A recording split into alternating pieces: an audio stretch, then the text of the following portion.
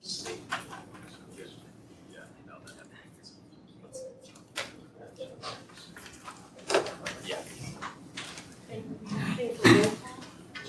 that? I saw that. Are you all set? Interesting. You asked to stick Yes, well, we're all set. Can we get that up? around? Do you want the door closed? Yes, please.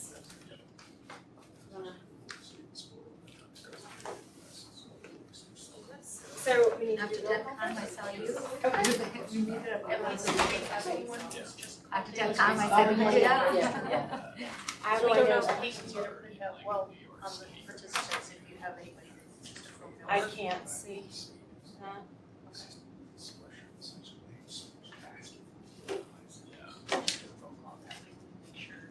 Okay. Can everybody hear us? Okay, great. Good afternoon, everyone. My name is Paula O'Brien. I'm the Director of the Division of Consumer Protection. Thank you so much for this robust turnout for this RFP bid meeting. Before we begin, I'd like to take roll call for folks who are virtual. I have a list here of those who RSVP. Ray Sherry. Yeah. Shaganat Moni. Shaganath. I think I might have said it wrong. Welcome back. Michael Corley. Present. Peter Weiling. Yes, hi, thank you. Hi. Paul Carey. Here. Jeff Courier.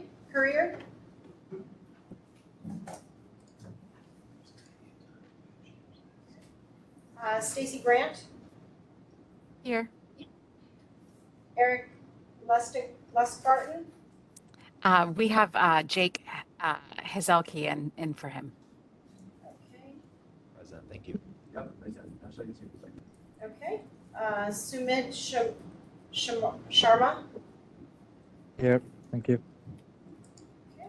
Stephen Miller. Andrew Addison. Here. Andrew Ramadan. Here. Zach Gardner. Happy Thursday. Ed Burenstein. Josh Davis.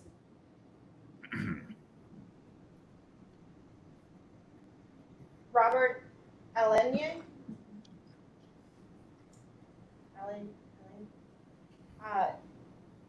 Taylor Stadelmer. Yvonne. Giat. Okay, yes. Yvonne, is Taylor on? No, Taylor is on vacation. April Jones and Okay. Yvonne Giat are in his place. Perfect. Ariel Bernstein. This is Ariel. Okay. And Shirisha Avaturi. In absence of Shirisha, I have to leave. Most of them. Okay. Okay. Stephen Metzger. Present. We also have Ariel Lewis with me.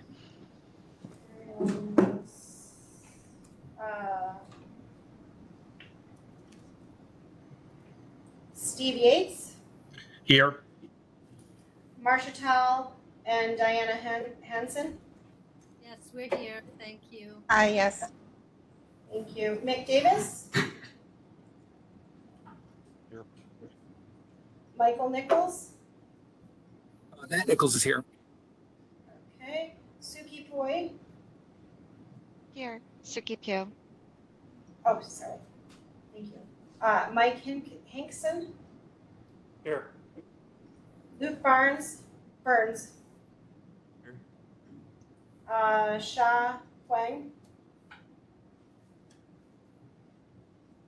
Edward Thomas. Here. Karina Warren. Kevin Sternberg. Here.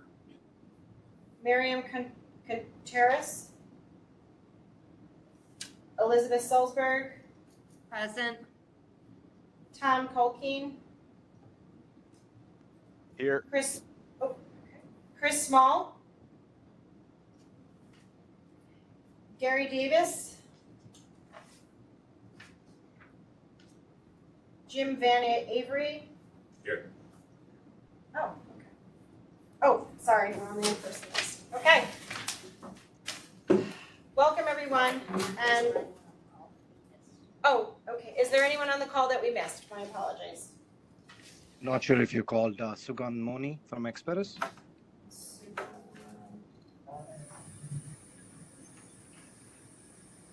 Yes. And Alex Korogas with Lewis Partners.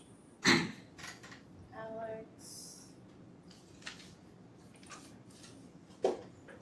Justin Harrison from Vision Point Systems is here as well. Chris Burgoyne, Vision Point Systems as well, here as well. Anand Cody from Cloud and Things.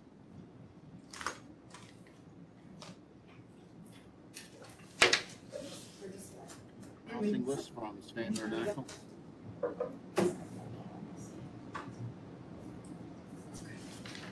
All right, great. Thank you, everybody. As I stated, I'm Paula O'Brien, the Director of the Division of Consumer Protection. I'm joined here by Katie Sherwin. She's the Director of Consumer Services unit within the division. The Division of Consumer Protection is empowered to educate, assist, and empower New York State consumers and in the marketplace.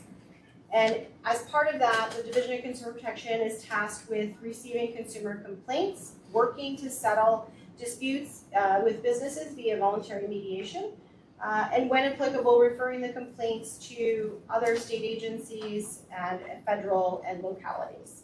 The Consumer Assistance Program also serves to coordinate activities of all state agencies with their consumer protection functions. And we serve as a resource to businesses seeking to participate in a fair marketplace. We advocate and advise to protect the marketplace in the interest of the state's consumers. And we research and develop and implement policies that further the protection and the empowerment of New York consumers. To execute many of these functions, the Division of Consumer Protection is currently using a software program and database designed for the DCP over 22 years ago. There have been a few updates to the system in that time, and the software and database are essentially unchanged.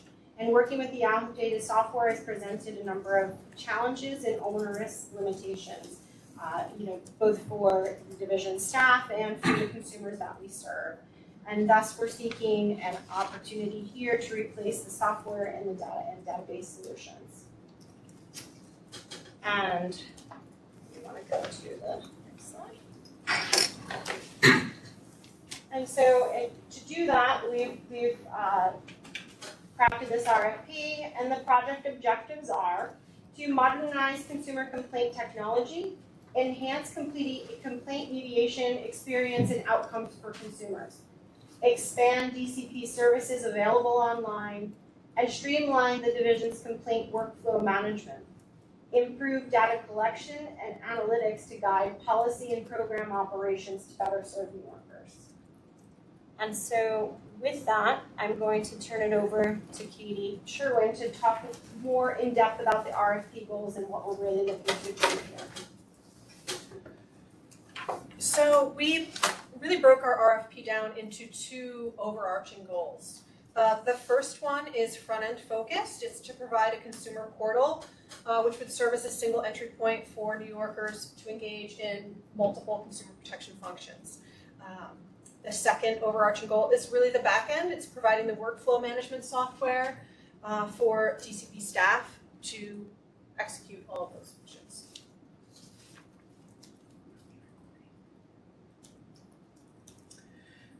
So the first one, the portal.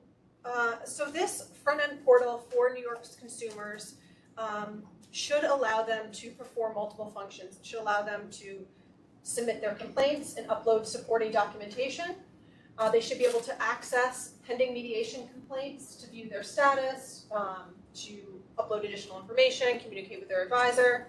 They should be able to file fraud and scam complaints, communicate with the Division of Consumer Protection in general, complete surveys, respond to any other investigation requests, receive various educational resources, and we'd also like it to link to opennewyork.gov. OpenNewYork.gov is our public access for public documents in the state of New York.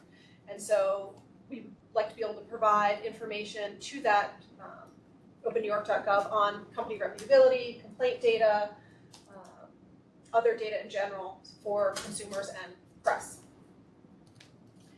So when consumers enter the portal, as I mentioned, we'd like them to have multiple options so that they can file a complaint, right? Review their existing complaints, complete surveys or investigation requests, research company data, report scams and frauds. So currently our existing setup is very basic. Right now, when you go onto our website and you click on submit a consumer complaint, you're met with a fairly simple web form. It is essentially like a fillable PDF. This form is not editable. There is no adjusting the questions. There is no branching logic. There is no opportunity to upload supporting documentation for consumers. We cannot customize this in any way. It is really just very basic. And so it creates limitations for us currently because it doesn't include questions that we would like to ask for certain complaints. And it includes questions, because they're all the same, for certain complaints that aren't necessary. So it's really just, it's wasting time both for consumers and for the division. So what we would prefer is branching logic type of questionnaire. So when consumers enter this portal and they select that they would like to file a complaint, they're first met with qualifying questions. So one of DCP's statutory functions is to coordinate the activities of all state agencies who perform consumer protection functions. So we receive a lot of complaints that come in that should be handled by other state agencies. They may have regulatory or enforcement authority over that matter, and so it's best handled by them. So when consumers come to our site currently and complete this complaint that may belong to one of those other agencies, they go through the entire form, we refer it to that sister agency, and then the consumer essentially has to fill out that agency's complaint form all over again. What we would prefer to have is to catch those from the beginning. So when a consumer enters the site and they're met with that first list of qualifying questions, if it's determined that their issue may be handled better by a sister agency, they can be provided that information right from the beginning. And so that branching logic would continue through. Consumers would answer a series of qualifying questions. They may be referred elsewhere. They may be given additional educational information that would help them resolve their issue on their own, or perhaps other avenues where they may be able to resolve their dispute if it's not something that we're going to handle. As they make it through this questionnaire, if it is a complaint that we would handle, we'll also be able to tailor those questions to their particular complaint issue. So if somebody's contacting us about a complaint in the travel industry, we may be wanting reservation numbers, travel agent information, right? That would vary significantly if we're dealing with somebody who is trying to return, a faulty laptop that's not being covered under warranty. So the questionnaire really needs to just be able to be customizable to meet each of those scenarios.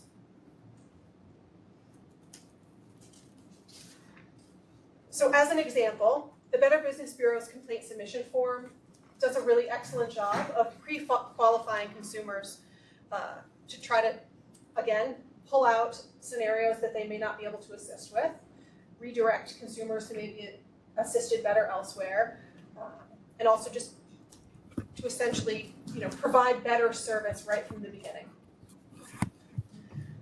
So for example, when you're submitting a complaint with the Better Business Bureau and you answer, these pre-qualifying questions, over on the right where it shows in red,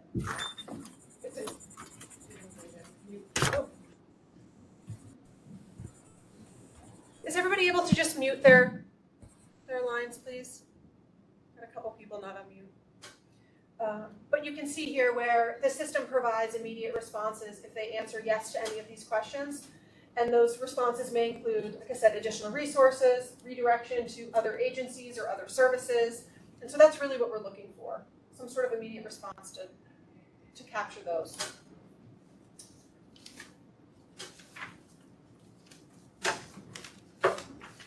So within the RFP, we've included here some of the items from the scope of work that help to identify these needs and these requirements that we're asking for.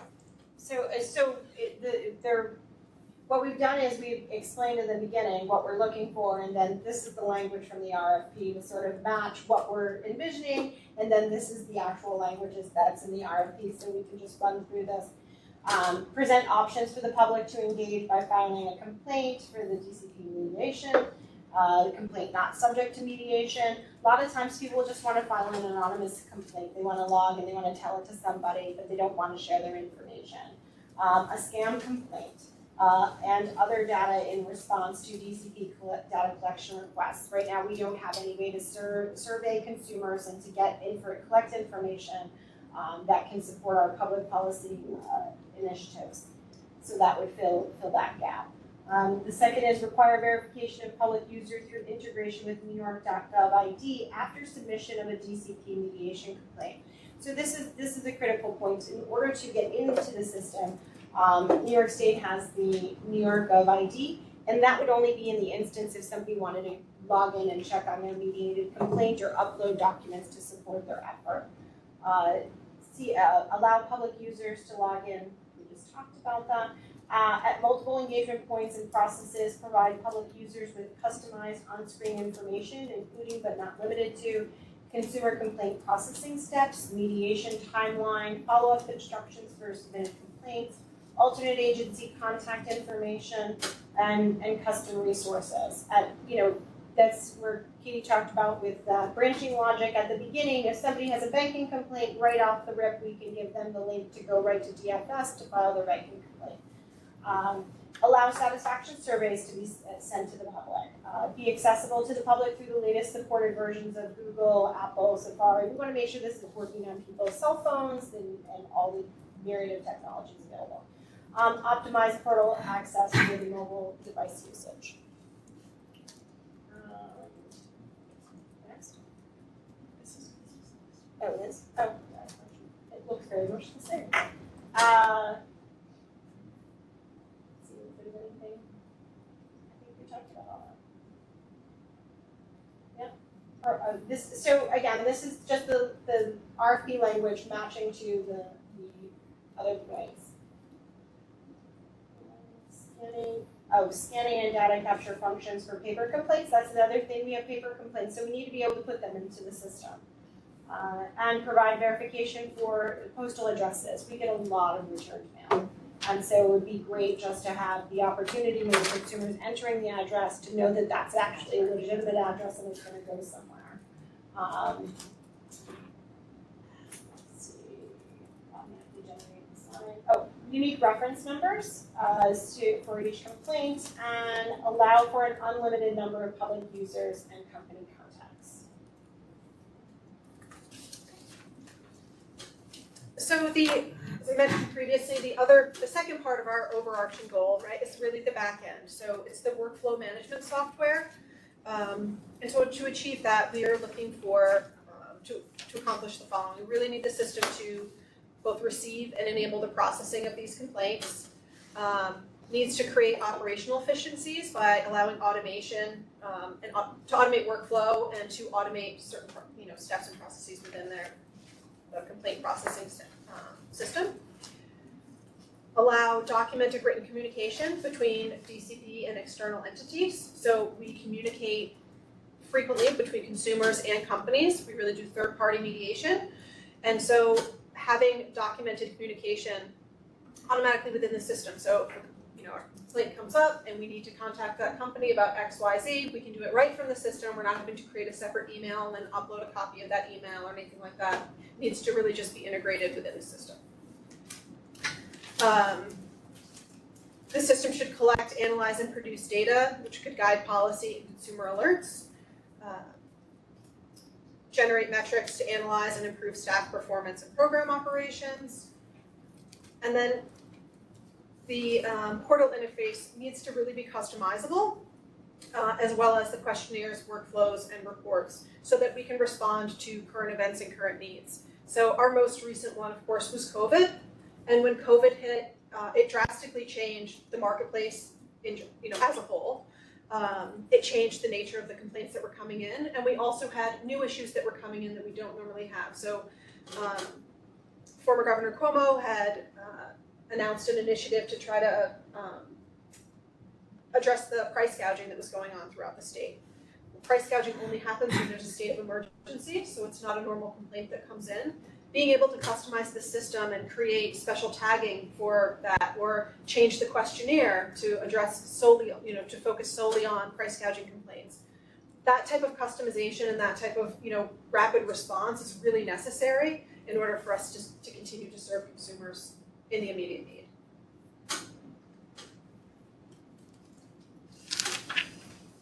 So this is an example of, the flowchart is an example of how some of this initial complaint processing could work.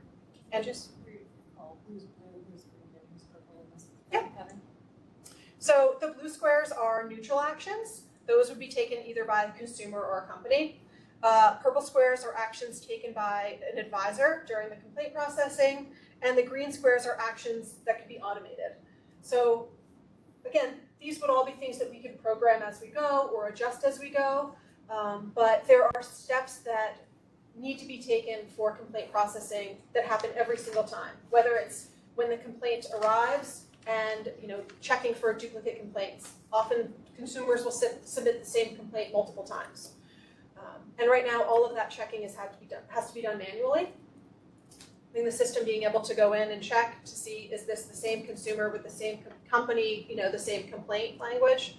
The system could automatically handle that duplicate complaint instead of requiring a human being to review it. And if I could just add, a lot of the duplication is because the current system, when you put in your complaint, it'll say, thank you for your complaint, and you'll hear from us in a few days, but there's no reference number, there's no, if you miss that screen and you happen to toggle out of it, folks are just continuing the same complaint time and again. That's right. Additionally, when those new complaints come in, they need to be manually assigned to advisors currently.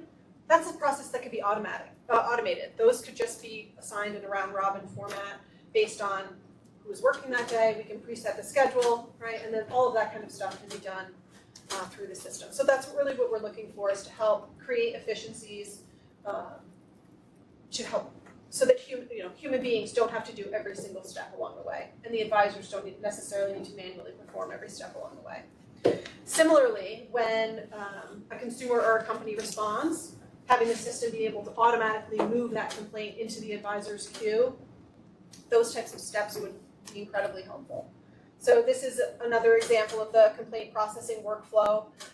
This is the medial processing, so this is once the complaint has gone out to the company and perhaps we've received a response back, and we might need to go back and forth between the consumer and the company again.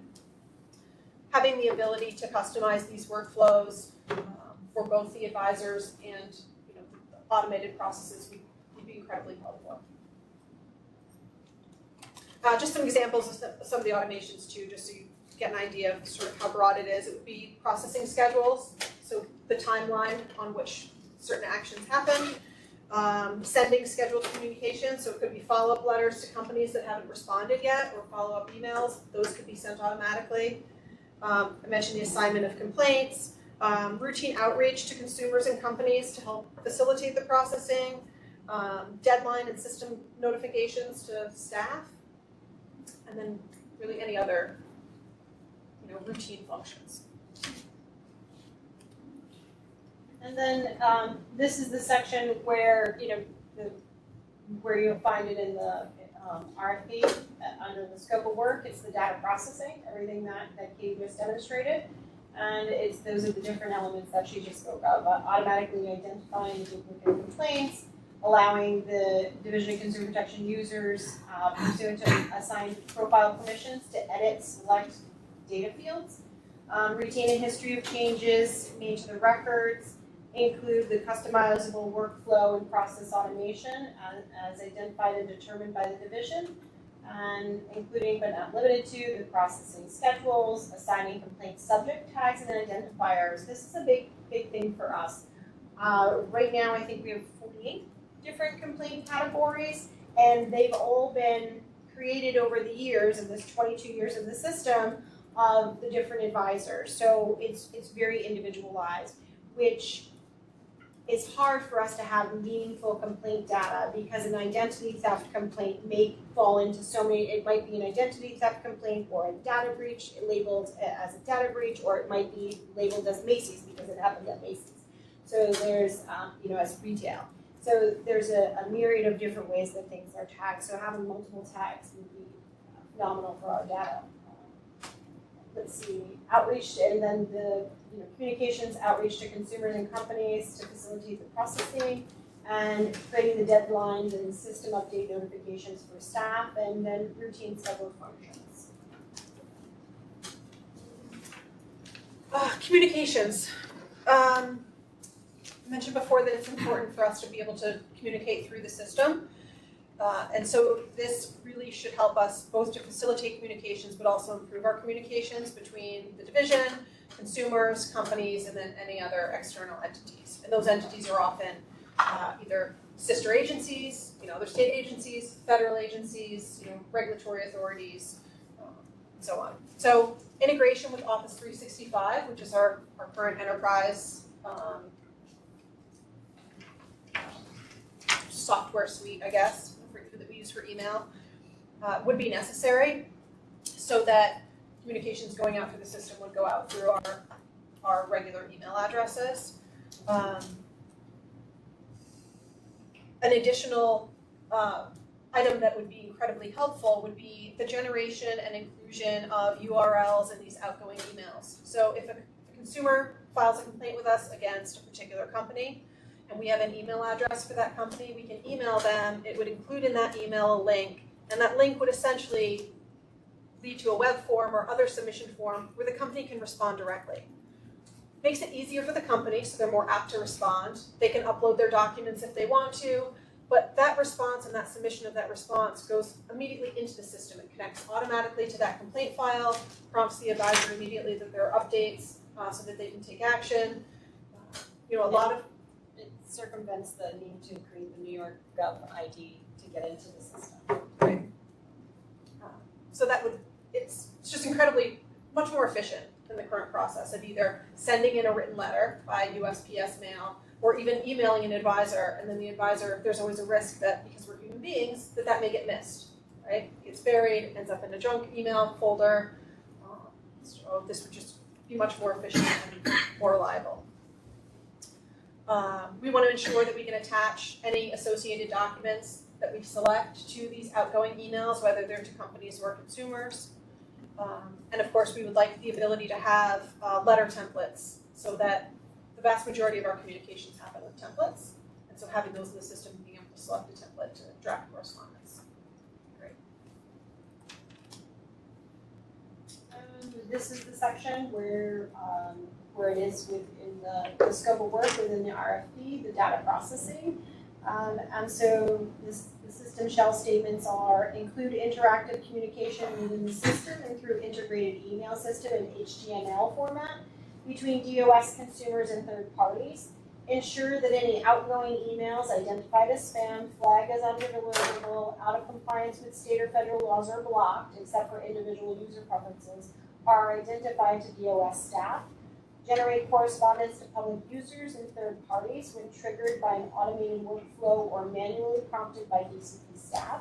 The correspondence is generated through Microsoft Office 365 using Microsoft Word letter templates and then sent via Microsoft Office 365 email or routed to an assigned printer.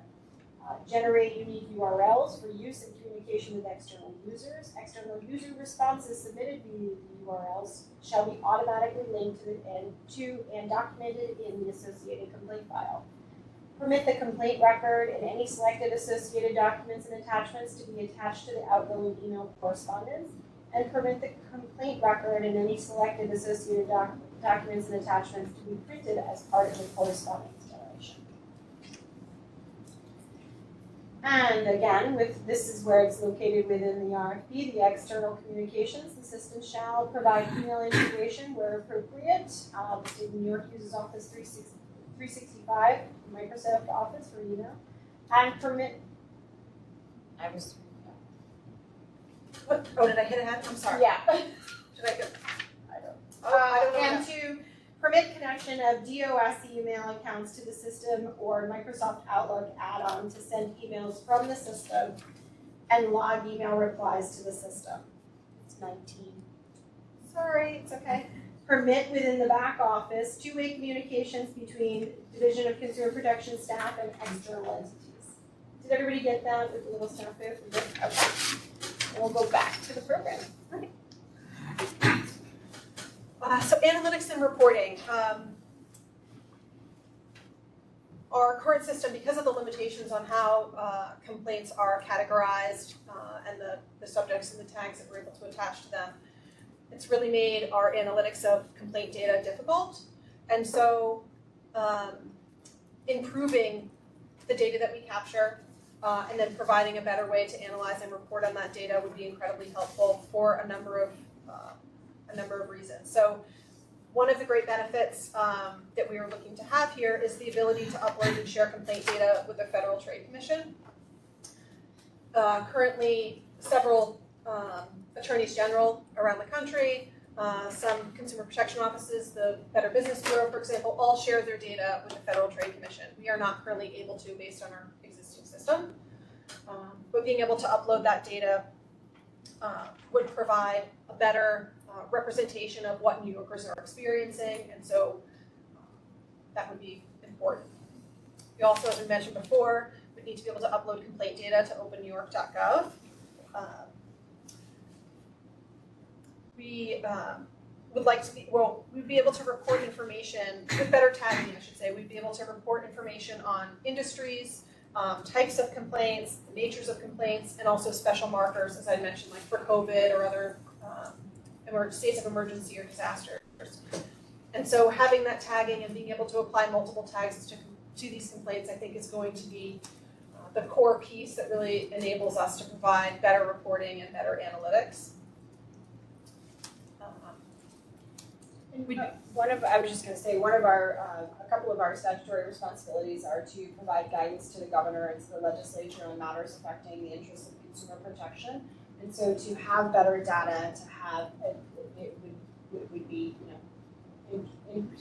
instrumental in supporting efforts for consumers.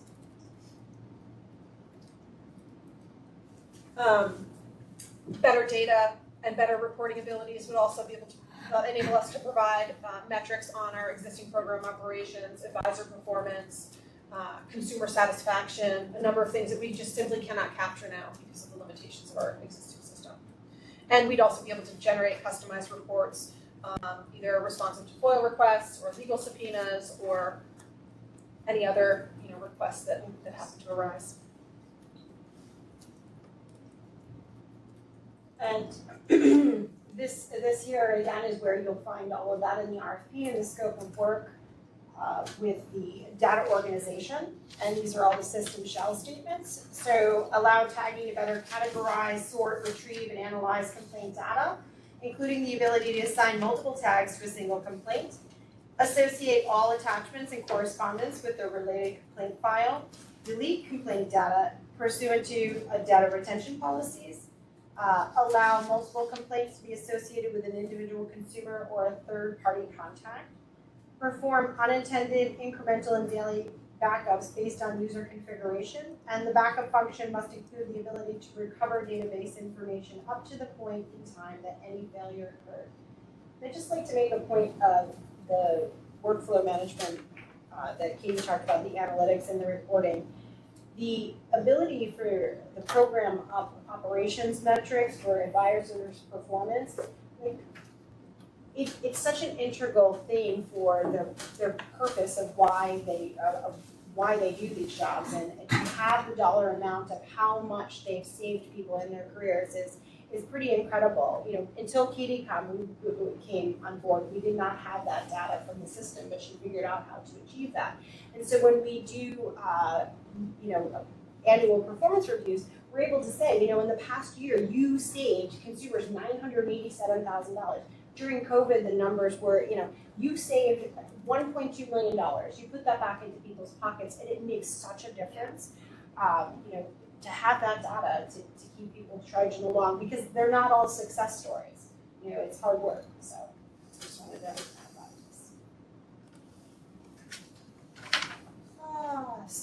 So this could work. Analytics and reporting functions. The system shall provide general field-specific and multi-parameter searchability for data retrieval, provide the ability to generate ad hoc and scheduled reports using any selected data fields, including options to generate charts or graphs to display the data being reported, and make reports available in formats that include but are not limited to CSV, XML, PDF, HTML, and DOCX. Permit the delivery of complaint information with associated documents and attachments responsive to FOIL requests and legal subpoena according to specifications provided by the division. Permit delivery of collected complaint data to Open New York under Executive Order 95 according to specifications provided by the Department of State. Customization, we've touched on each of these already, but just to capture them all in one spot, including customization would allow us to respond to the public needs in real time. We would be able to tailor the questionnaires or the information to consumers immediately based on executive orders, the states of emergency, new legislation, or public policy. We'd be able to amend or modify these workflows and process automations based on those marketplace changes and in real time. Design these custom reports and analyses, and essentially make modifications without having to get new programming every time there's a change, right? We don't want to have to go back to you guys for every little thing. It would be nice to just make a lot of those changes as we need them. And so that language can be found in the scope of work within the RFP under customizations. The system shall statements are allow for DCP to customize and modify the portal content, dynamic questions, and mentioning logic, sequences, and processes to enable DCP staff with appropriate profile permissions to modify configurations and outputs as needed. And then to allow DCP to generate and save custom report templates using any selected data fields.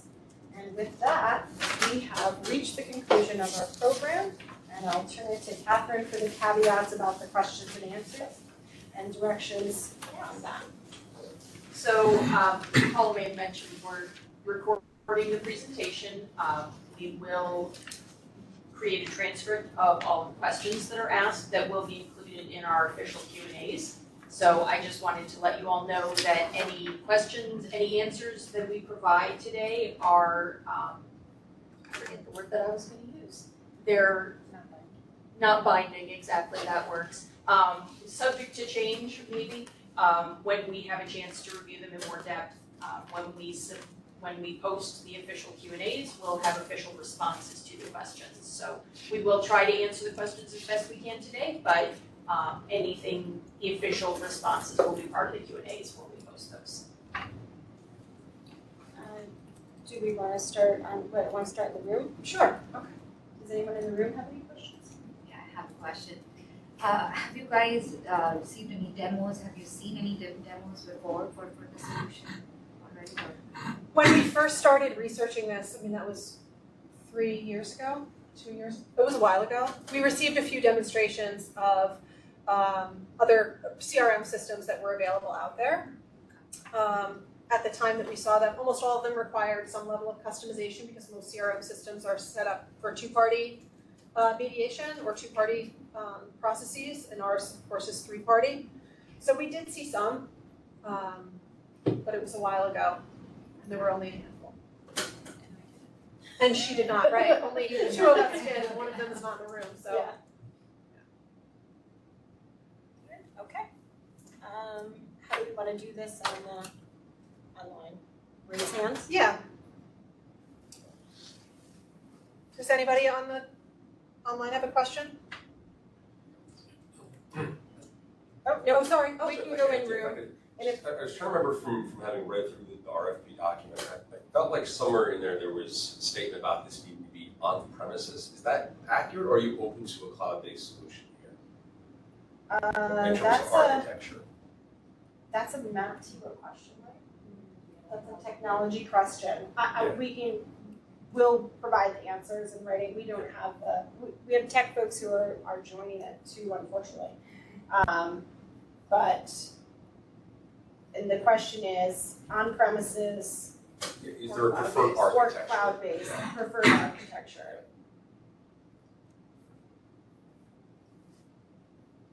Okay. This is Marcia Tile. I have a question. Okay. Okay. Okay, great. Thank you. Actually, I have two. One is related to the analytics and reporting. And I noted that you categorize the analytic and reporting work under workflow management. My belief is that there is a very strong strategic element or the outcomes of the analytics and reporting that then end up kind of as strategic decisions in many of the things that you said. Often that requires other information to be added. So for example, if you wanted to dimension financial impact, then understanding the financial systems and how all of that works becomes an element of the analytics and reporting. How does that work kind of across, whether it's within your own agency or across agencies where within the analytic calculations, there might be the need to work with other parts of your organization?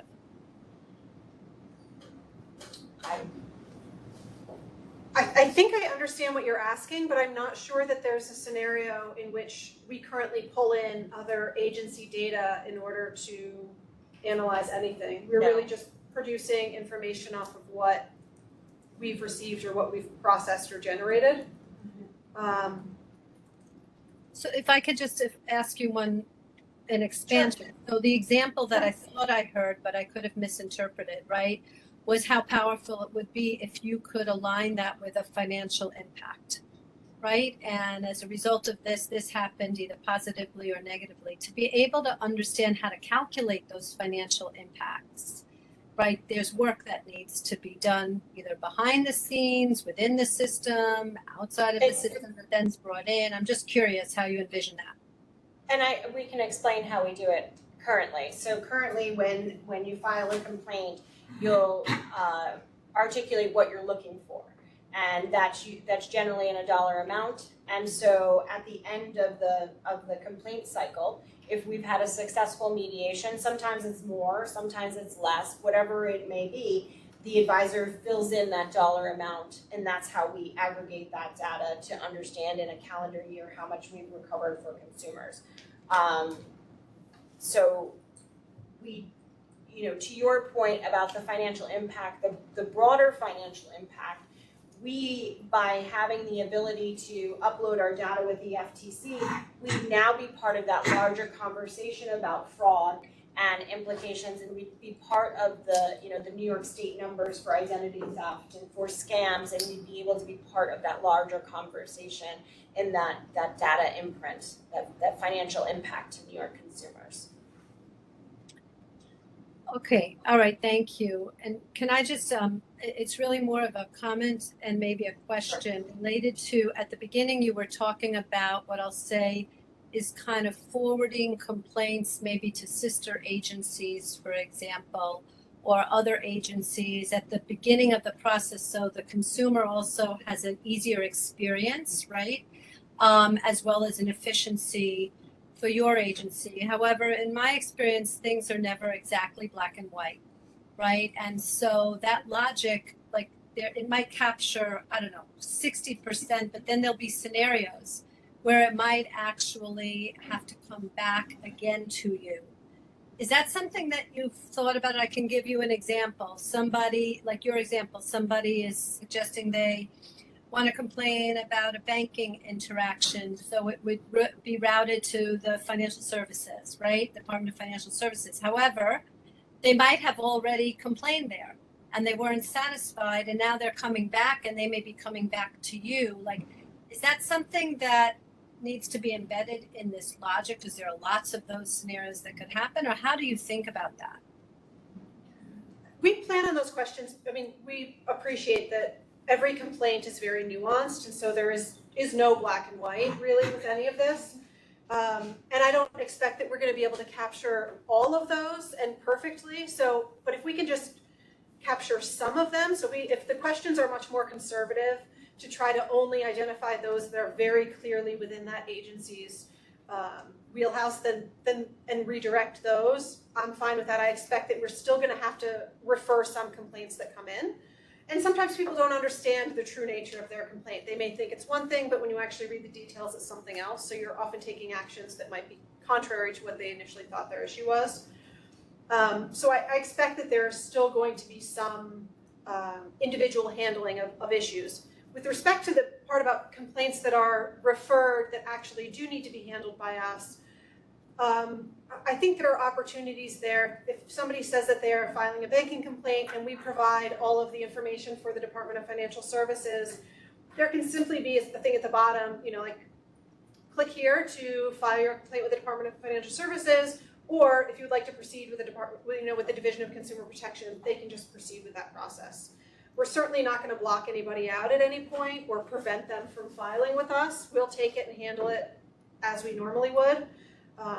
So for those consumers that either didn't get the resolution that they wanted, or for some reason perhaps were told by the Department of Financial Services that they can't assist, we'll still try to assist them. So it's, I think it's providing them the option at some point to still proceed with DCP.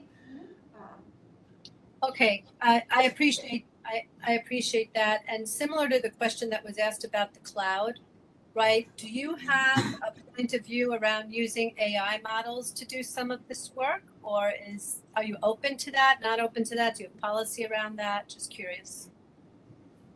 We haven't discussed that. Okay. My first thought about, I'll just say we haven't discussed that. Yeah. Okay. All right. Thank you. I don't want to dominate and ask questions. I do have a couple of them. So I guess the first one is, obviously you all have done a lot of preparatory work here and laid out, a clear picture of what you want. If somebody is going to be working with this on you, there's going to be a need for really making sure this is tailored to sort of the needs of the agency and of your workforce. Who and what will you be making available to the vendor to ensure that that alignment is there?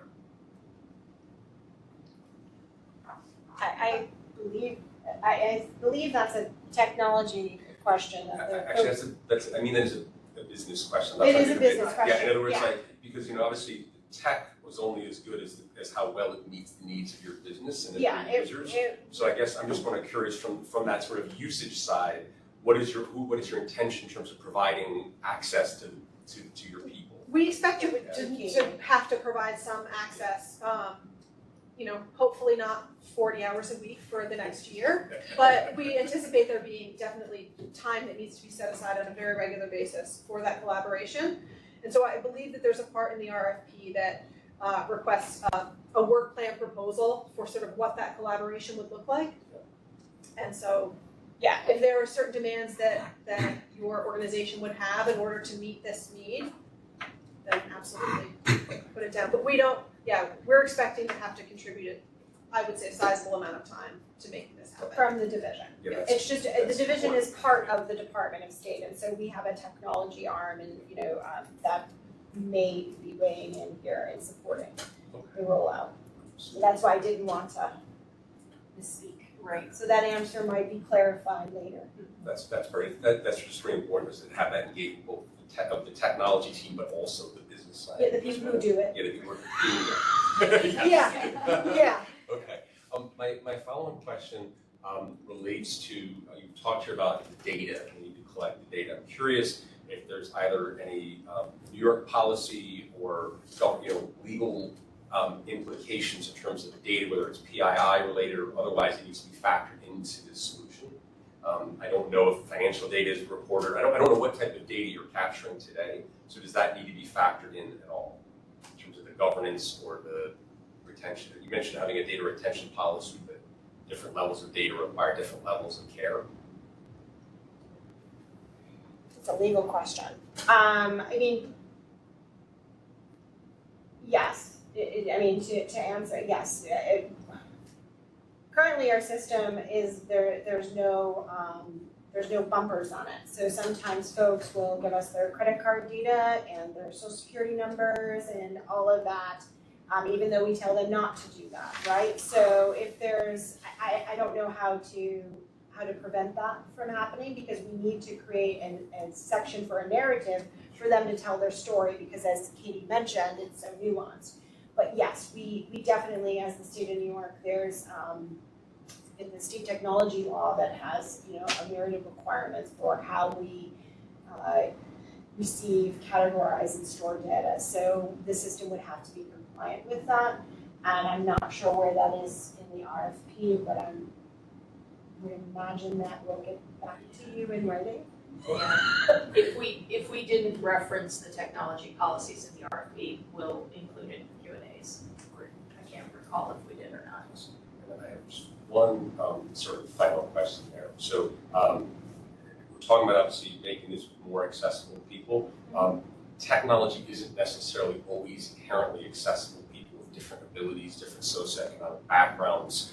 Are there guidelines that you have already prepared or thoughts that you have in terms of how to make sure that this solution is as accessible and as equitable as possible to the widest range of citizens? I think we've kind of leaving that up to the vendor.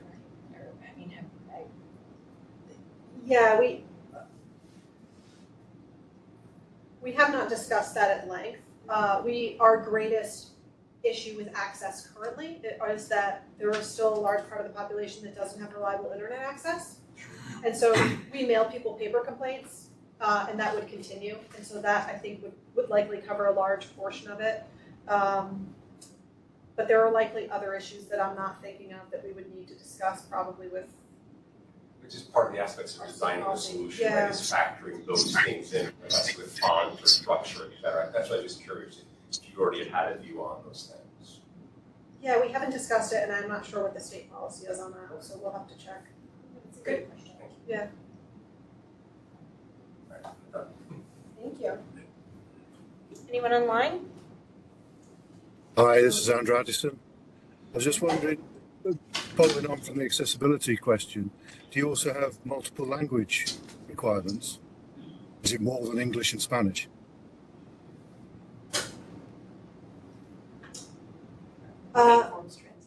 All of our complaint forms are translated currently. Yeah, I don't know that the portal, I don't know what the requirements are. We would have to check with, I think, language access to get back to you on the answer on that. As she mentioned, all of our paper complaint forms are translated as required by state law. And I'm not sure legally what the requirements would be on the portal. Okay. Anyone else? Yes, it's Suki from Appian. In the RFP, it says that the initial contract term would be for 36 months and the vendor would have no longer than 24 months to deliver the system. Do you have a desired go live date and another timeline of events of when there will be a down select, when a vendor is chosen, when you enter into a contract?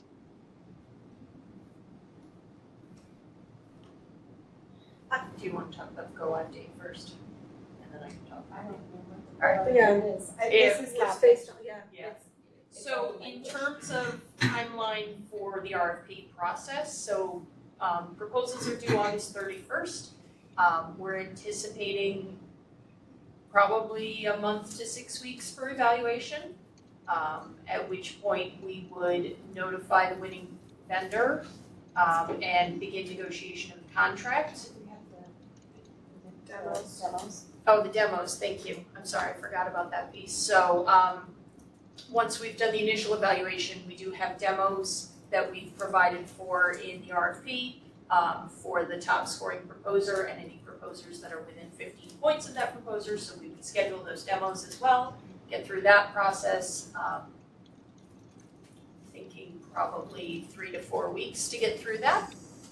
And then we would be notifying the award vendor and we would begin negotiation of the contract, which we would hope would go very quickly. The sample contract, boilerplate contract is included in the RFP, so we do ask that you review review the terms and conditions prior to the question and answer period, so that if you do have any questions or concerns about the terms and conditions, you can let us know during the Q&A period.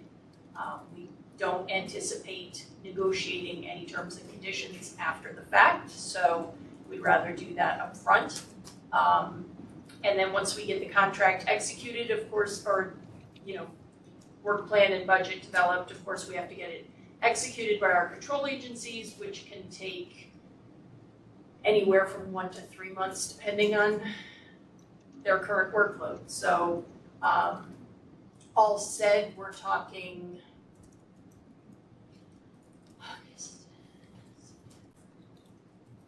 hang on, I'm doing math. Probably I would think January, February of 2024 we'd be looking at to start the project as a rough timeline. Okay. And before moving on to your desired go live date, based on what you said about you would take the demos from the top scoring proposer and the next one within 15 points, are you opening only the technical proposal for that phase, or both the technical and the cost? Both technical and cost. Okay, thank you. Yeah, hi, this is Shyam from Boston Technology. I have a couple of questions. I can ask them one at a time. So just as a follow-up to the language question, I think somebody mentioned that there is a translation that happens today. So I wonder if you could talk about that a little bit. At what stage does it happen, and is that something that should be part of this, this software? I'm sorry, could you repeat the question? In the language, as a follow-up to the language question, I think somebody mentioned that there is a translation of the forms that happens today. Or yes. Responses. So I was wondering if you could expand on that, and if that's something that's part of the requirement, if the forms are going to be English and Spanish, but there is translation that needs to happen one way or other. So no, those are paper forms that are handled through the Department of State Division of Administration, and that's completely separate from the system. Those forms are created based upon similar questionnaires from the system, but it's pretty static. So it would not require the translating of the complaint questionnaires, the questionnaire forms. We already have those translated. Okay. And the second, as a follow-up, a different question. I know you mentioned you took some demos a few years ago. Do you have a preference in terms of buying an off-the-shelf system, customizing it versus something that's built, or it really depends on what meets the requirements, stated requirements the best? Yeah, I don't care how we get there, really, as long as we get there. So however we're able to do it, I guess, with still meeting, cost scoring as well as the technical scoring. I have no preference. Thank you. Anyone else? Yeah, Ed? Yes, hi, this is Ed with Tech Solutions. Could you tell us, give a little bit more detail about the demo, the depth of, how long you expect the demo to be, and, how thorough, how deep, that kind of thing. Just more detail about that. You're best suited. You've seen a demo before. We have a score for the demo, right? Mm-hmm. Yeah, there's some criteria in the RFP in the evaluation section where we talk about the demos, and give you some basic criteria of what we would be looking for to be covered in the demo. But in terms of the length and how in-depth it is, I don't think we had any particular requirements around that, as long as we can because the evaluation criteria are listed there, and we're going to need to have answers to those questions so that we can evaluate the demo. So as long as those points are hit, it's really up to you how in depth you want to go with it. Okay, thank you.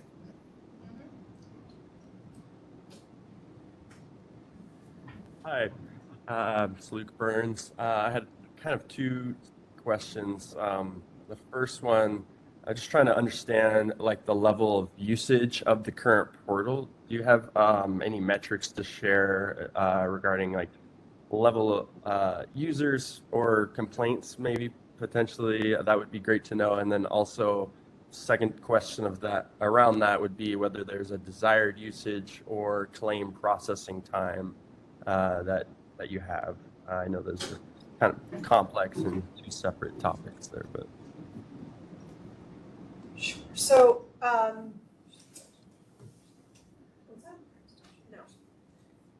when you say complaint processing time, do you mean internally, like how quickly DCP processes the incoming complaints? Yeah, I guess, is there like a current processing time that you have and then a desired time that you're hoping that you could potentially reach with a new system in place? Sure. So we're fortunate that at the moment we are staffed up pretty well. We have not been staffed up well through much of my time here, but for the past 6 months we've had, for the most part, a full staff, and so we've been able to process all of the complaints within 24 hours of them arriving, generally, other than weekends. But if a complaint comes in today, it gets assigned tomorrow morning, and the advisors generally process it same day. Our policies and procedures dictate that all complaints are processed within 3 days, and there are times during incredibly high complaint volume, shorter staff, where we might stretch out a few days, but we generally meet that requirement all the time, barring COVID again or something significant or major staffing shortage. So our current advisors are great about getting through new stuff very quickly to ensure that everybody receives all consumers receive a response as quickly as possible. As far as the volume of complaints that come in, I've got numbers from 2021. It was 2,855 complaints, and I'm just looking for the 2020 numbers because 2020 it was 31,689 complaints. So that includes phone, right? Yeah, so I would say the 2,000 complaints a year is probably a good estimate. I think that a portion of those are paper complaints, but maybe 5 to 10%, and our complaint volume is continuing to grow. So, and we want it to grow, and that's why having these greater efficiencies with the system allow us to broaden and help more New Yorkers and real time. Great, thank you so much. Thank you. Also, just to add on to that, that's just complaint volume.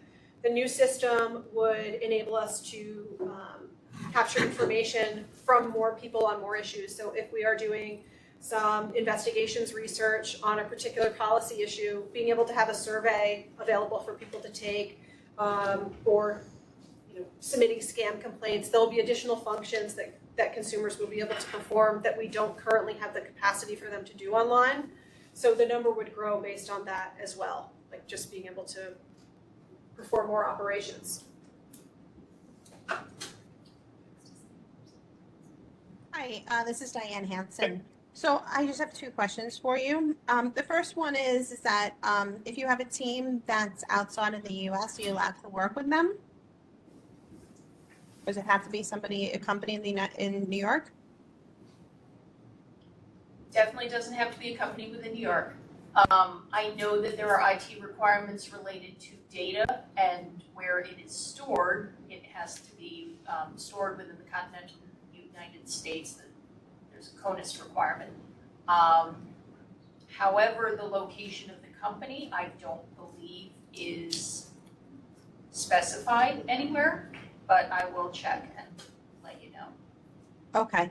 And I know you said that you're gonna send out information on the call and everything, but are you gonna share all the participants and their email addresses, companies and stuff in case anybody wants to partner together? That's really helpful for the minority and women-owned communities. Yeah. It'd be great if you would do that. Some agencies do that. Yeah, I don't see why not unless any of the attendees had an objection to that. So I guess what I would do is pose it to the attendees. If anyone who is on the call or in person here would object, then just send us an email and let us know. But otherwise, yeah, I don't have a problem with that. Great, thanks so much.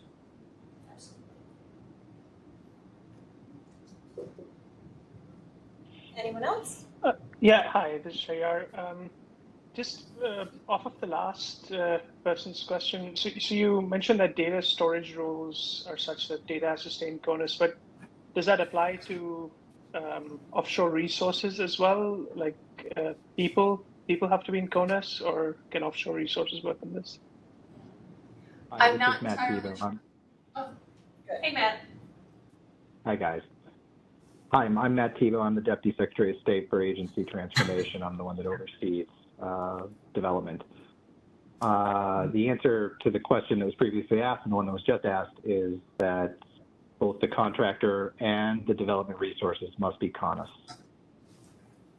We can grant permission for a developer, one or two development resources to work within the North American scope, but that requires permission from both us and ITS.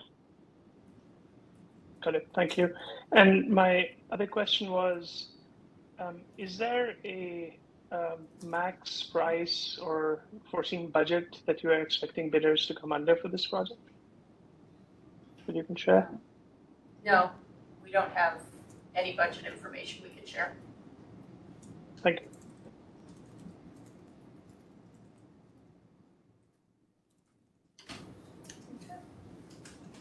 Any other questions?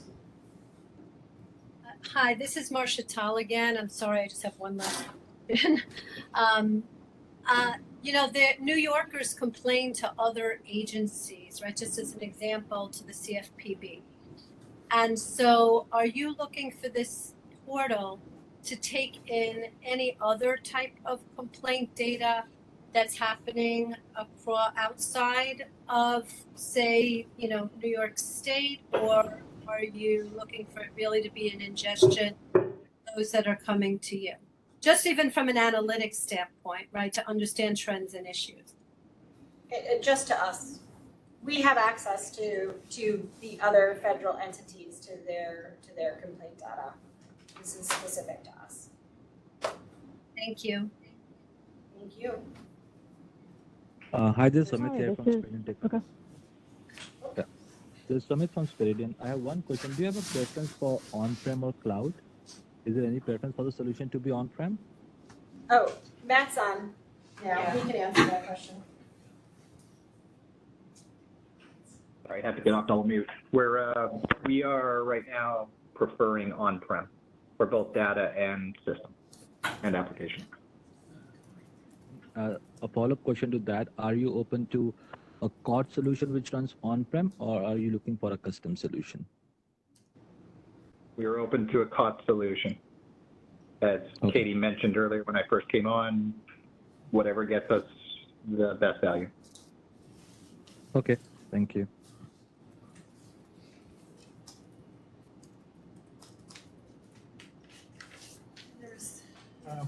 One question here.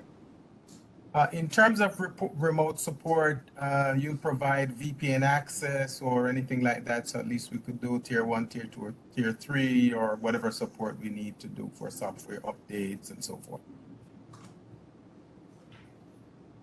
Matt?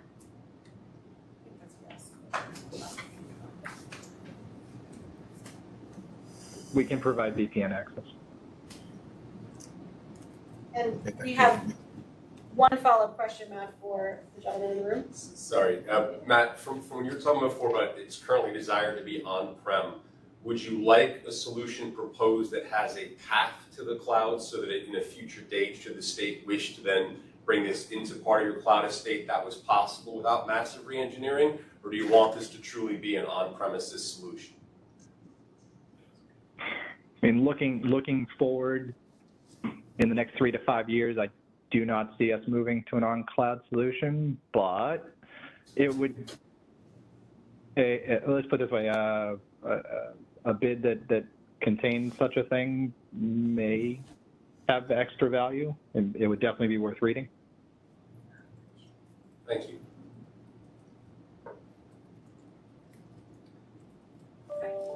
And we have another hand.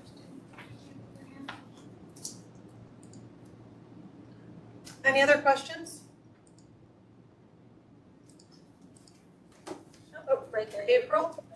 Yes, hi. Based on the previous response, for those on the call that are cloud-based solutions, are you stating that if we are not on-prem, we should no bid this RFP, or it would still be in consideration?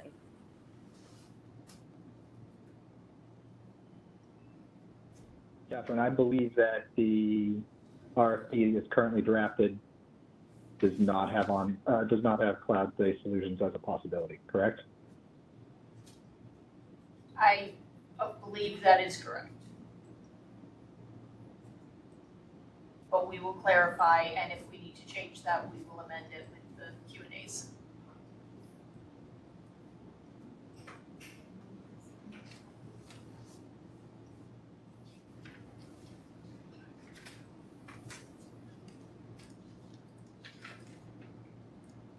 Any other questions?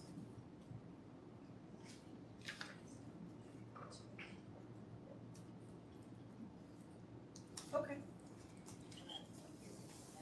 Sorry, a little sidebar. Okay. All right. Fine. Okay. Barring no other questions, then we'll end today's meeting and thank everyone for their participation. Again, we will make the attendance list and email addresses available to everybody. We thank you for your time, and the questions and answers will be provided in a formal format. When will they be released? August 17th. And if you have any more questions that come up as you navigate this huge document, the August 2nd is the deadline for questions, and they can be all emailed to that email address, dos.sm.procurement@dos.ny.gov. Thank you all so much for coming today. We're very excited about this project. Thank you. Thank you.